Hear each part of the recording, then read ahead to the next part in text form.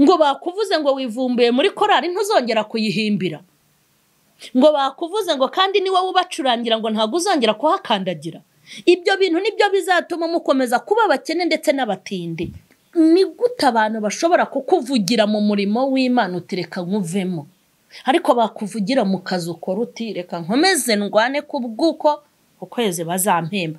Ese mwibwiye ko uyu murimo dukora nta bihembo birimo? Ngo ngewe abantu baranyanze bamvaho ngo mpita mva mu itorero njya mu rindi. Ibyo bintu hanyuma ndashaka kukubaza ngo uwakuvuyeho ni umutima wakuvuyemo ngo ntabwo uzongera gutera. Azi umuntu uzarambagiza akakubera umugabo mwiza.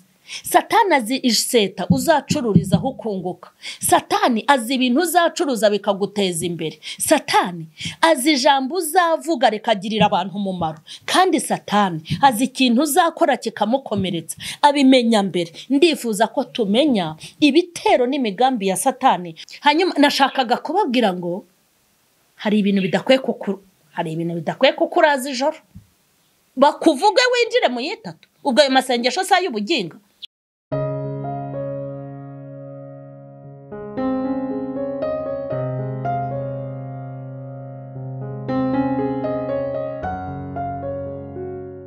Ndabashoboje mu izina rya Yesu Kristo w'i Nazareti. Amahoro y'Imana nabe murimo. Nizere ko mumeze neza hano kuri Mama Sharirene TV. Nizere ko Imana ikomeje kubarinda no kubagirira neza, kandi nizere ko ukuboko kwisumba byose gukomeje kubarwanirira. Abatameze neza rero namwe mukomere. Ubuzima nicyo bivuze. Umera neza mu gitondo nimugoroba ukamera nabi. Urarwara ubundi ukarwaza, urakira ubundi ugakena. Ibihe byose bigomba gusimburana kubera ko turi inaha. Ni ikintu kitwereka ko turi mu isi nyine. Ariko hari ijambo ry'Imana rivuga ngo amakuba n'ibyago by'umukiranutsi ni byinshi, ariko Uwiteka ajya amukiza akamufasha muri byose. Ntabwo Imana rero izabatererana cyangwa ngo ibateze abantu. Izabarwanirira intambara muzi nizo mutazi. Hanyuma mwiyumvemo amahoro kandi rwose ntimugakomereke cyangwa ngo mumere nk'abadafite Imana. Ntimugatake nk'abatagira Imana, kubera yuko Imana yabanye nawe ahahise na n'ubu iracyahari. Ntago igisaza cyangwa ngo inanirwe, ntabwo icika intege nta nubwo ihinduka. Yitwa Alpha kandi ni Omega, ni itangiriro kandi ikaba n'iherezo, kandi yatangiye n'umurimo izawusohoza. Rero ndabashohoje cyane. Ndabashohoje cyane, kandi noneho muri uyu mwaka narabakunze mu buryo bundi budasanzwe. Abakunzi banjye muri abantu bakomeye ku buzima bwanjye, kandi muri igisobanuro gitangaje. Mu minsi iri imbere hari amagambo nzajya mvuga ku bwanyu, kandi hari n'amagambo nzajya mbaturaho, kubera yuko tuba twanyuranye ahantu hakomeye. Hanyuma mukaba mu ruhande rwanjye kandi mukanganiriza, mukanyandikira, mukangira inama, munyitaho. Ntago munyitaho rero mu buryo bumwe, munyitaho mu buryo bwinshi, kandi mukanyitaho mu buryo bwose. Rero mbiha agaciro, komenti zanyu nziha agaciro, kunyandikira kuri telefone no kumpamagara mbiha agaciro. Nubwo bijya bingora kubasubiza mwese ndetse no kugenda mbatega amatwi uko bikwiriye, ariko buriya ni ukuri mba mbifite ku mutima. Gusa kubera ko nyine muba muri benshi cyane, nubona ntagushubije uyu munsi ujye umenya ko nzagusubiza ejo, kuko hari igihe ngera ngafata umwanya nkareba abambuze hanyuma tukavugana. Rero ndabakunda. Nubona wanyandikiye ntabwo ari ukukuringana, kandi numpamagara sinkwitabe ntabwo ari ukukwihorera, ni ukubera inshingano nyinshi z'ibyo mba ndimo. Uyu munsi maze iminsi mbaha ama episode y'ubuhamya, ariko mbere yuko nza gutanga episode ngira ngo ya kane, mbere yuko nza kuyitanga hari ikiganiro ushaka kubanza gukora. Hari abantu benshi bamaze iminsi bampamagara, abandi bakanyandikira, ukumva abantu muri iyi minsi bafite umubabaro w'intambara banyuramo, bakagira umubabaro wo kutagira amaboko abashyigikira yo ku ruhande, bakagira umubabaro kubwo kutagira ababahumuriza n'abababa hafi, bakagira umubabaro kubw'intambara zitandukanye, niyo mpamvu ngenza hano nkaba nakora ikiganiro cyo kubasubiriza rimwe, kuko hari ababasha kumpamagara n'abatabona uko mumpamagara, hari n'abampamagara ntimumbone, ariko iyo nkoze ikiganiro muri rusange hanyuma nkabasubiza mbasubije umuntu umwe, hanyuma ariko nkahita nsubiza n'abantu benshi muri rusange. Imana rero yarakoze nanjye meze neza njyewe n'umuryango wanjye, mu mwuka no mu mubiri. Burya iyo umeze neza mu bugingo ukamera neza mu mubiri, mbese ukagira imbaraga z'ibirayi n'iz'umwuka wera, uba wuzuye, kuko ni ibintu bigomba kugendana mu mwuka no mu mubiri, ntihakagira ikidepasa ikindi, ariko ugize Imana wagira imbaraga nyinshi z'umwuka.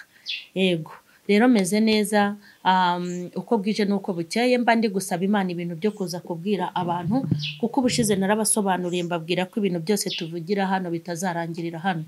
Ibintu byose tuvugira ahangaha ari ibyo muvugira mu masaro yanyu, ari ibyo muvugira mu rwongorerano, ibyo mupangira mu mahoteli hamwe muba mwagiye, ibyo mupanga ku matelefone, ibyo muvugira hano ku karubanda, ibyo tuvuga batureba n'ibyo tuvuga batatureba. Ibi igihe kizagera ibintu byose twavuze, kuko Bibiliya avuga ngo amagambo yose y'imfabusa azajya mu rubanza.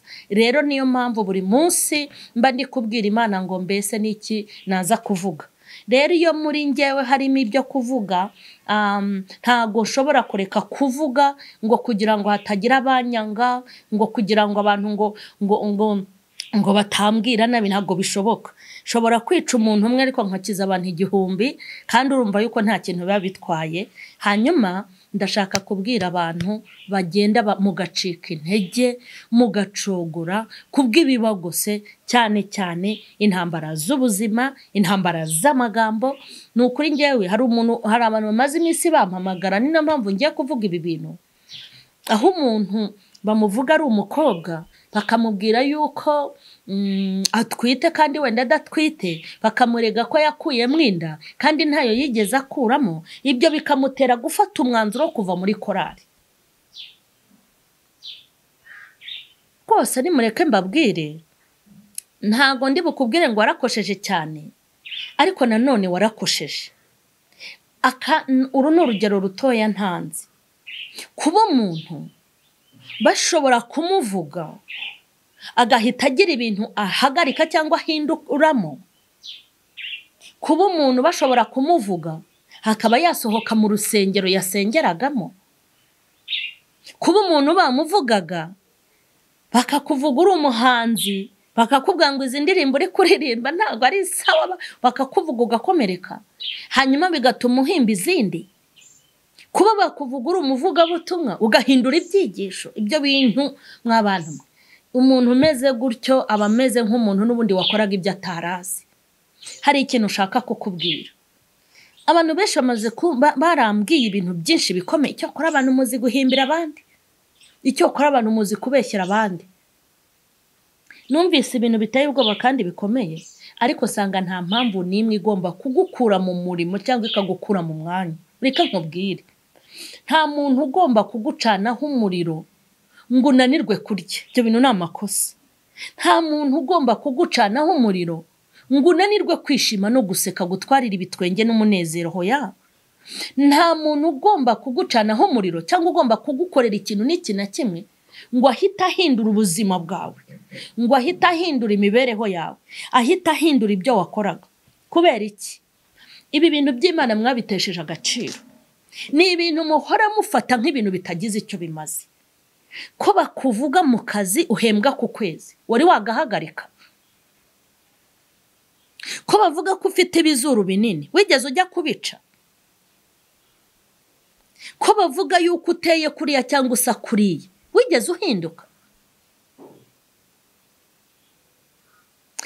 Ni gute abantu bashobora kukuvugira mu murimo w'Imana utireka nkuvemo, ariko bakuvugira mu kazi ukora uti reka nkomeze ndwane kubw'uko ukwezi bazampemba? Ese mwibwiye ko uyu murimo dukora nta bihembo birimo? Ese mwibwiye ko ibi bintu dukora nta nyungu ibamo? Umuntu agafata umwanzuro ngo nge nahisemo gusengera mu rugo kubera intambara z'amagambo.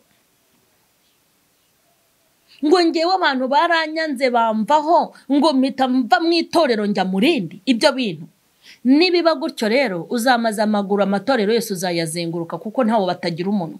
Ariko hari ikintu nje kukubwira kandi untega amatwi unyumve. Abantu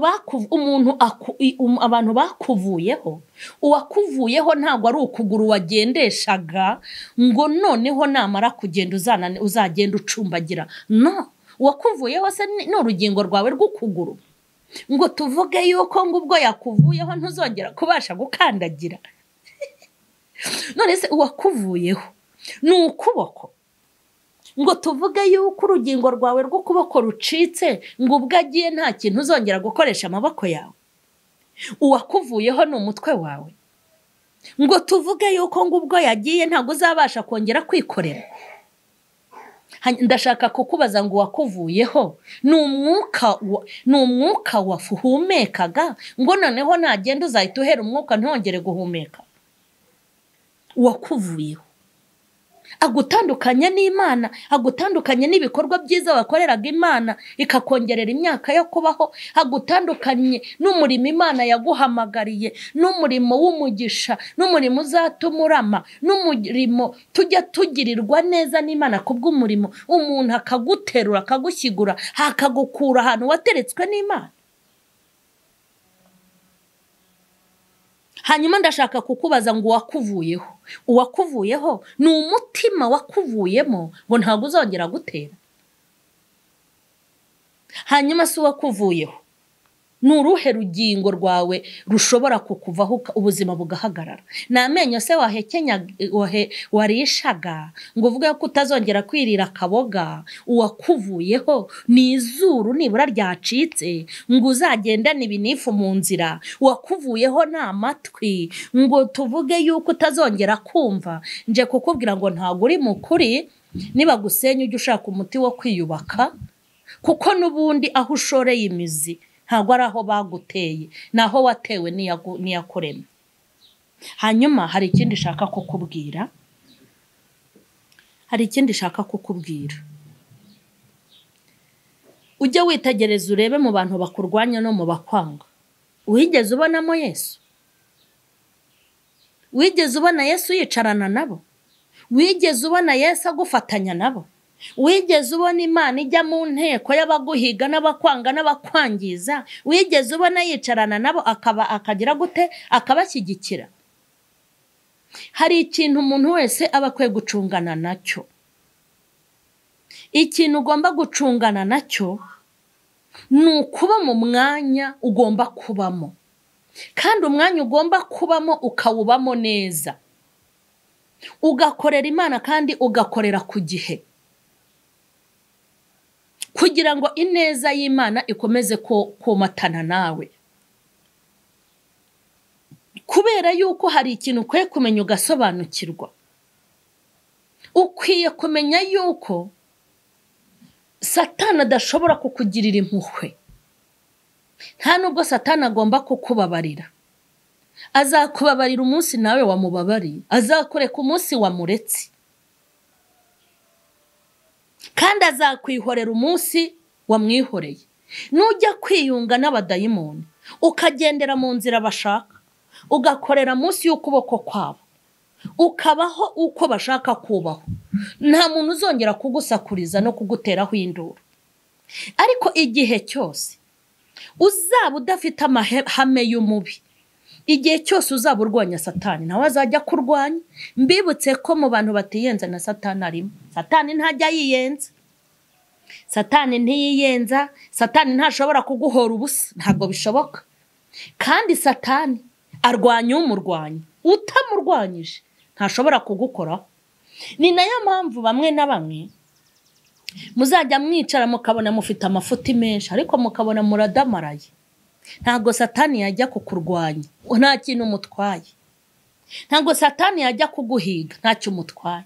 Iyo korara kwirukanyemo azi umugisha uhagira. Iryo vuga butumwa agutegetse guhagarika azi icyo wahakuraga. Urwo rusengero wimutsemo ngo ugiye mu rundi azi inyungu wagombaga kuzahabona. Burya azi ubwenge Satani. amenya igihe Imana igiye kugutabarira akagukura mu byizerwa, amenya ibintu uvuga bikamumenagura akatangira kukurwanya kugira ngo uceceke, amenya amasengesho usengera muri gurupe. Niyo mpamvu yahagaritse amaraso agahagarika umutima ku bwawe, agakoresha bene so ngo bahagukure kugira ngo udakomeza kumutwika. Burya Satani sinjiji nta nubwo ari indindagizi, ni umuhanga kandi ni umunyabwenge. Iyo udafite umwuka w'Imana n'imbaraga z'Imana akunyuza aho ashaka, kuko niko kazi kamuzanye. Satani arakumenya maze akamenya n'umwana utwite icyo azavamo, agatangira gushaka gukuramo inda y'umwana utwite kuko abazi yuko azamurwanya.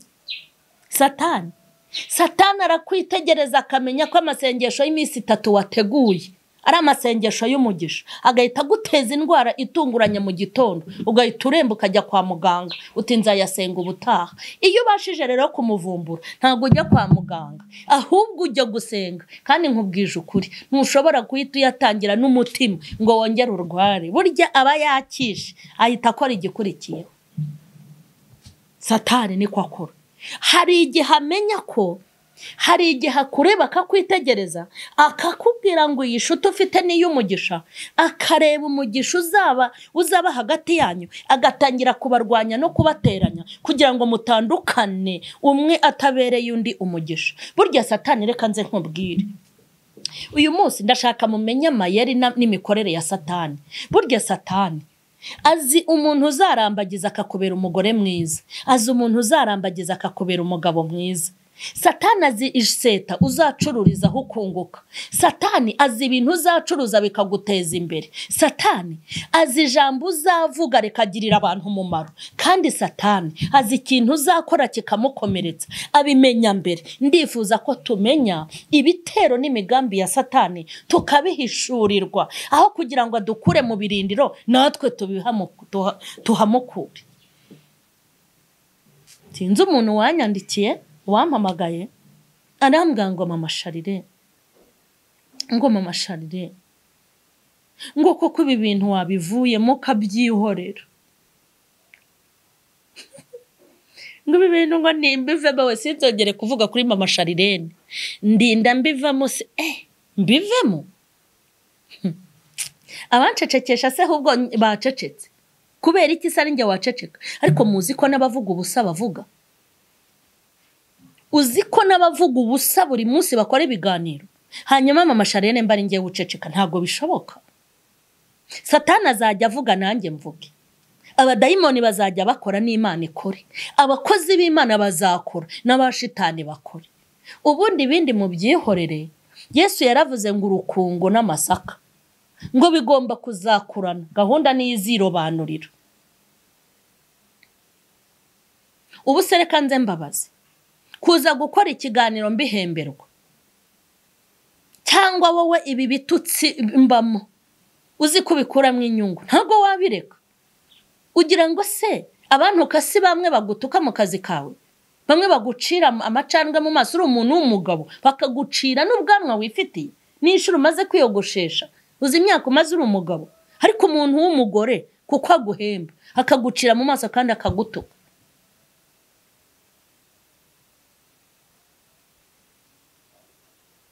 Hari umuntu umwe nemera yaravuze ngo igisubizo cy'abakwanga n'abakurwanya ni ugukomeza gukora ugatera imbere.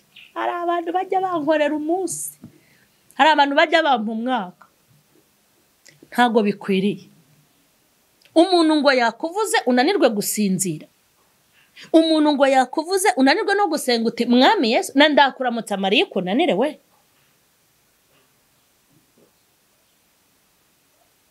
Ngo bakuvuze ngo wivumbuye muri korari ntuzongera kuyihimbira, ngo bakuvuze ngo kandi ni wowe ubacurangira ngo ntago uzongera kuhakandagira. Ibyo bintu nibyo bizatuma mukomeza kuba abakene ndetse n'abatindi. Kandi nzi ko Imana ijya kuguhamagara ibi bintu yabikubwiye. Ntago Imana ishobora kugutuma hagati mu masega itaguhaye amakuru, ntago bibaho. ngiye kubabwira ijambo rinkomeza rituma nta muntu ushobora kundandura. Ngewe si imizi yanjye ni y'ibishyimbo, ntago nge mfite imizi nk'iy'ibishyimbo ujya kwerwa urandura ngo urarandura agashyimbo uzabaze. Reka nkubwire ijambo nabwiwe n'Imana. Uvuga ngo ahubwo yari kubwiye byagenze gute? Hari amaboko yari yansumiriye, reka nze mbabwire. Hari amaboko yaturwanyije apana utuboko mba ndi kubona muri iyi minsi. Ikintu bita amaboko. Hari abantu hanze aha bafite amaboko. Hari abantu bafite amaboko, bafite imbaraga, bafite n'ubushobozi. Hari ukuntu bari babigenjeje bangenjeje.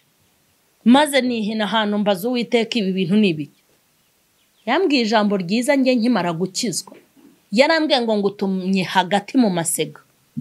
Ngutumye hagati mu masega kandi ugiyeyo uri intama ugira ubwenge. Kandi nimureke mbabwire, amasega muzaririmbana nayo, amasega muzayoborana nayo, amasega muzicarana ku ruhimbi, amasega muzakorana umurimo, amasega muzajyana muri sorute, amasega muzabana mu budiyakoni, amasega muzabana muri nyobozi. Ni ukuri nimubona amasega acitse ndabarahiye, nimba unasenga ngo amasega ashire ntago yashira kuko arabwagura. Nese mugira ngo isega yo ntiryara? Isega ibyara indi sega. Hanyuma hari ikintu Yesu yarabizi. Yesu yarabizi ko ubuzima urimo uzabunyuramo. Yarazi ko uzahura n'izo ntambara. Yarazi ko uzantona neza mu rusengero, bakubona watona bakavuga ko uri umwibone. Yarazi ko uzayobora korari yabona yuko uri kuyiyobora neza bakavuga ko wishyize imbere. Burya Yesu yarabizi, ajya kukugabira uriya murimo, ajya kugobotora ururimi rwawe, ajya kuguha ijambo. Yarabizi ibyo uzahura nabyo. Ariko hari ikintu yakwemereye Yesu. Yaravuze ngo nuca mu mazi ntago azagutembana, nuca mu muriro ntago uzashya, bazagutera banyuze muri imwe mbatatanyirize muri zirindwi. Yesu niko yavuze ngo uzarya ikica ntago kizagira icyo kigutwara, kandi ngo ibiteye ubwoba bya ninjoro ntago bizakubasha. Yarabizi, niyo mpamvu yavuze ari amagambo. Umuntu uzi ko yavuye mu murimo, umuntu uzi ko yahinduye urusengero, umuntu uzi ko yahagaritse umuhamagaro, umuntu uzi ko yacoga agacika intege, ngiye kukubwira ngo guma mu mwanya Imana yagushyizemo. Aho niho hari umugisha wawe. Impamvu Satani ahakwirukana ni uko urimo kuhamurwanyiriza. Hanyuma reka nze nkubwire, kera hari amasengesho nigeze nsenga y'ubuginga, kandi n'ubu hari abarokore bayasenga. Koze kubwira Imana ngo Mana ngo abantu baranyanga ngo kandi ntacyo nabatwaye. Iyo ugiye kubwira Imana ngo abantu bakwanga ntacyo wabatwaye, ihita igusubiza ngo abagukunze wabahaye iki? Hanyuma ikakubwira ngo nturebere ku bakwanga, ujye urebera ku bagukunda. Hanyuma nkakubwira ngo nimureke mbabwire, nta bintu bikwereka yuko ugomba gukomera. Yesu se we ntiyakomeye? Nkubwiye amakuru y'abantu, betse nzabasubira mu mateka ya Yesu, tuzayinjiramo bundi bushya. Uzareba ubuzima Yesu yagiriye hano mu isi. Yajyaga, dore ka nkubwire, yajyaga ajya mu iteraniro abafarisayo bareba gutyo, babaga bafite icyanwa kigera hano. Urumva? Kigera bicaranaga agakaramu n'agapapuro. Ngo uzi icyo bashakaga se? Ngo babaga barimo barashaka ibyo bamureka. Ijambo ryiza yavugaga ntago ryabafashaga, impuguro yabahaga ntago zabubakaga. Hoya, bagira ngo barobanuramo akantu. Hanyuma rero basoza bati mwigisha, hanyuma iby'imisoro ubivugaho iki? Ariko babonye uwo uriya mwene Mariya. Ubwo rero ngo bazi ko ngo bamuteze umutego, bamaze no gukora kuri telefone, bohereje ka message, babwiye abasirikare hafi aho ati buretse turashaka kumushakira ibimenyetso byerekana yuko arwanya ubwami. Hanyuma umuhungu w'Imana mwene Mariya na Yosefu, intare yo mu muryango wa Yuda, umunyabwenge woherejwe ku isi isi afite misiyo yahawe n'Imana kandi afite n'ubushobozi. Mureke mbabwire, ntimukajye mu murimo ngo mupfe kujyayo. Imana nigutuma mu murimo ujye ubanza iguha ibyo kugushyigikira. Abantu mwese mwaje mu murimo imbokoboko, mugiye gusubirayo ntacyo mukoze. Ubundi Imana iguhamagara hari ibintu igomba kukubwira, ikagwa n'umurongo ngenderwaho, kugira ngo ibintu byose bizaza bitazagira ikintu bigutwara. Bakamutega imitego bamubaza ibibazo nyine byo kumwicisha kugira ngo bamutegere mu byo avuga. Maze rero mwene Mariya agahita ababwira ati bya Kayisari mubihe Kayisari n'iby'Imana mubihe Imana. Ntiyari abahamije? Ubwo uzi ukuntu yari ababwiye? Yari ababwiye ngo umwami n'umwami Imana bubahwe, imisoro yubahwe n'amaturo yubahwe, pasiteri yubahwe ariko na gitifu yubahwe, igihugu cyubahwe n'itorero ryubahwe. Ubwo se ntiyari abahamije? Bakamutega. Undi munsi ngo baramutangira, ngo baramwiyenzaho ngo duhe imisoro. Ngo uzi ibyo bari bagamije? Ngo babonaga ngo Yesu ari inzererezi, ngo kandi babonaga abigishwa be ari imburamukoro, ngo kuko yari yarabahamagaye abakura ahantu hatandukanye, ngo kandi amaze kubahamagara urebye muri make nta kampani Yesu yigeze ashinga ngo ajye kwibaruza ibwami hanyuma itangire ikora ibintu runaka. Ni abagabo birirwaga bigendera, ariko birirwaga bigendera bafite icyo bicaranye, ubutware n'ubushobozi. Imana ishimwe. Ndagushimye Imana. Hanyuma bamwiyenzaho, yari umunyamahoro. Bamwiyenzaho baramubwira bati duhe imisoro, bati bari buyakurehe. Reka da, ntago yabura ahantu ava. Yesu ahita atuma umwigishwa ngo genda ku nyanja urahabona ifi, hanyuma iriya fi ukuremo amafaranga uyabahe. Yaragiye arayibaga abarabonetse. Hanyuma nashakaga kubabwira ngo hari ibintu bidakwiye kukuraza ijoro. Bakuvuge winjire mu yitatu, ubwo ayo masengesho sa y'ubuginga niko. Niba kuvuga uhita wiyiriza ubusa koko, uve ku ifiriti, uve ku mugati, uve kuri nido, yubega amasengesho y'ubuginga. Ahubwo ujye uhita wisana kugira ngo mu kukuvuga utazanananuka, bakagira ngo wataye ibiro ku bwabo. Ubu koko Imana ikubone ngo wirije ubusa iminsi 3 ngo kubera bakuvuze, ahubwo ujye wiyiriza wenda kugira ngo ubone imbaraga zo kubyumva no kubyakira bitaguhungabanyije. Hanyuma narindi kubabwira yuko mutari mukuri. Nta kintu gikwiye kugukura mu mwanya Imana yagushyizemo, nta kintu gikwiye kugukura mu itorero ryawe. Nk'ubu ngiye hari ibintu njya numva bikambabaza. Mpura n'umuntu akambwira ngo ngiye mama Sharire singisengera muri ADPR. Intiyo nese byagenze gute? Sha uzi ukuntu bangize, barandwanyije barahamagurukira, ariko wa barakurwanyije baraguhagurukira. Hari uwaguhagurukije ku ntebe wicaraho? Nimureke mbabwire, ngira intebe nicaraho iwacu, ngira n'umunsi sengeraho amateraniro, ko imbere bampereye ntarabona uza kunshyigura ku ntebe yanjye. Ntago burangiye ibyo bintu mujya muvuga njya mbyemera. Nta muntu wigeze akurwanya muri ADPR ngo ubone kuyivaho. Icyo kintu ntuzongere kukivuga, biba miteye n'isoni. Wirirwa utukana n'abakiriya ariko ejo bundi ntusubira kurangura. Birirwa bagucira mu maso kuri moto yawe, hari ubwo yiparika se ngo ntago ndi bujye gukora. Intambara mugira zo mu buzima, mu muhanda aho mugenda, aho muranguruza naho murangurira, ibitutsi n'ibiki hose birahanyanyagiye.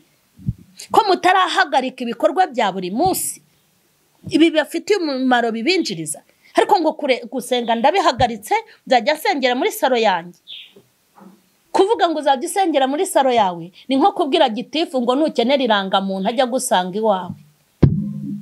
kuvuga ngo uzajya usengera muri saro yawe ni nko kuvuga ngo nindwara nkaremba muganga ajya asanga iwanjye. Ibyo se birashoboka? Ntabwo bishoboka. Hari ibintu bidashoboka. Nk'uko urwara ukajya kwa muganga, nk'uko ukenera ibyangombwa ukajya mu buyobozi, nk'uko ikintu cyose ushaka muri ubu buzima hari aho ugikura, no mu rusengero hari ibintu ugomba kuhakura udateze gukura ahandi. Maze abadayimoni bagusinzirize ngo ibintu byose ni ugusenga, ngo nzajya nsengera mu rugo. Hari ibintu bidashoboka. Hanyuma Imana ibaho umugisha. Narindi kubabwira ngo mukwiye gukomera. Nindi kubabwira ngo nta mugaragu uruta shebuja. Nindi kukubwira ngo ahantu Imana yagushyize ntuzahave. Kuko ahantu Imana ihabwa icyubahiro, ahantu Imana igushyira iyo ihagushyize. Amina. Niyije kukugaburira iza kukureba aho yagushyize. Imana ishimwe.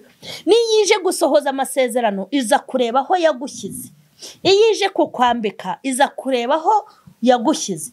Niyo uri gutaka iza kugutabara ije kureba aho yagushyize. Niyije kukugirira neza iza ije aho yagushyize. Niyo uri kuyihamagara iza kukureba. Amina. Ije aho yagushyize. Aho Imana yagushyize ni naho yashyize ubutabazi bwawe bwose. Aho yagushyize niho hari uburinzi. Aho yagushyize niho hari amaboko yayo. Aho yagushyize niho hari imbaraga zayo. Aho yagushyize niho hari ibisubizo by'ubu buzima. Aho yagushyize rero nuhava nta n'ikintu izahagusangisha. Ariko aho yagushyize nubu hari uzajya uhamagarize igusure aho yagushyize. Munyemerere ngiye kubasengera. Ngiye kubasengera. Mwaracogoye muhagarika umuhamagaro. Mwaracogoye muva mu murimo. Mwaracogoye muva mu mwuka mujya mu mubiri. Mwaracogoye mutinzira. Mwaracogoye murananirwa. Mwaranamutse muriheba. Ubuzima murimo aho muri ntabwo ariho Imana yabashyize. Ngiye kugusengera usubire muri korari. Ngiye kugusengera usubire mu rusengero. Ngiye kugusengera wongere ugire ibyiringiro. Ngiye kugusengera ngo usabire Imana imbaraga. Ngiye kugusengera wongere ukomere. Ngiye kugusengera wowe ujye wibera umuti. Ngiye kugusengera ujye wibera igisubizo mu gihe cy'ibibazo. Ngiye kugusengera ujye wihumuriza mu gihe bikenewe. Ngiye kugusengera niba kwanga ujye wikunda. Ngiye kugusengera ujye uhorana communication n'Imana igihagarara mu kimbo cy'ibintu n'abantu wabuze. Amina. Mana y'imbaraga nyinshi. Haleluya. Uri umunyembaraga kandi uri intwari. Uri ibyiringiro bizima, uri inshuti yacu nziza, uri ntihemuka. Amina. Haleluya. Haleluya. Uri umwami w'ibihe byose. Uri umwami udahinduka. Uri umwami mu isi ndetse no mu ijuru. Uri umwami wabayeho kandi uriho uzanabaho. Ndagushimye muri uyu mwanya. Ndagushimye kubw'impuguro. Ndagushimye kubwa message unyujije muri nge. Ndasengera abakomerekeye mu ntambara. Ndasengera abakomerekeye mu murimo. Ndasengera abataye inzira bagatana. Ndasengera abakuvuyeho. Ndasengera abakobwa n'abahungu bawe. Ndasengera abakozi bawe. Ndasengera abakuru n'abatoya. Ndasenze mu izina rya Yesu. Ndasenze mu izina rya Yesu. Umanura ububasha n'ubushobozi. Ushyigikire uherekeze iri jambo. Ineza yawe ntigire umuntu inyuraho. Ahubwo buri wese umwegere. Uhumurize kandi ukomeze. Umurimo wawe waguke mu bantu. Ureme ibyiringiro no gukomera. Ubabere amaboko, ubabere imbaraga. Urakoze Yesu, nanjye shyigikira muri uyu murimo wangabiye. Umbere imbaraga. Umbere inkomezi. Umpe imbaraga nyinshi cyane. Kandi nkubere igikoresho. Kandi nkubere mikro. Kandi nkubere ijwi. Kandi nkubere ibyo ushaka kuvuga. Maze ujye umpa kuvuga ibyo wakavuze uhibereye. Herekeza ubu butumwa bugera aho bugomba kugera. Buherekeze mu izina rya Yesu. Kandi ugukomangira umwitabe. Kandi ugushaka akubone. Kandi ugukenera akurebe. Urakoze, ndagushimye kubw'iki kiganiro mu izina rya Yesu. Amen. Imana rero nibaho umugisha. Abatarakora subscribe muyikore, mukore share, comment nta kibazo. Muduhamagare nimero ziri aho ngaho. hanyuma Imana ibaha umugisha mu izina rya Yesu, amen.